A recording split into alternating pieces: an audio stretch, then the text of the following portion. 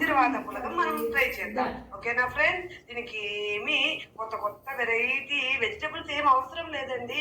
నిత్యం మన ఇంట్లో ఉండేటివి పచ్చిమిరపకాయలు, టొమాటోస్, ఆనియన్స్ ఉంటే చాలు. యాజ్ యూజువల్ కరివేపాకు. ఓకే, ఇప్పుడు మనము ప్రాసెస్ లోకి వెళ్ళిపోదామా?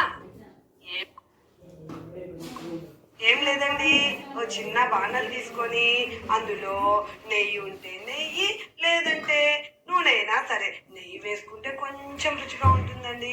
మరియు హోమ్ మేడ్ నెయ్యి అయితే అబ్బబ్బబ్బా ఇంకా చెప్పక్కర్లే లేదండి.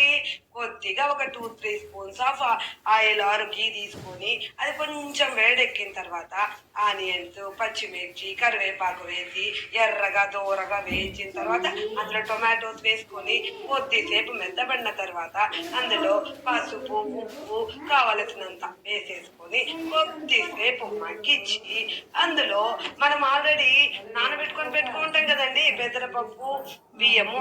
అవి సరేసురు లాగా పెట్టుకోవచ్చు, లేదంటే 1-2 కొలతలతో మనము బియ్యము, నీళ్లు అన్ని కలిపి అట్ ఏ టైం వేసేసుకొని ఆ తర్వాతలో కొద్దిసేపు కలయి పెట్టుకొని మూత మూసేసుకున్నాం అనుకోండి, జస్ట్ 5 minutes అండి.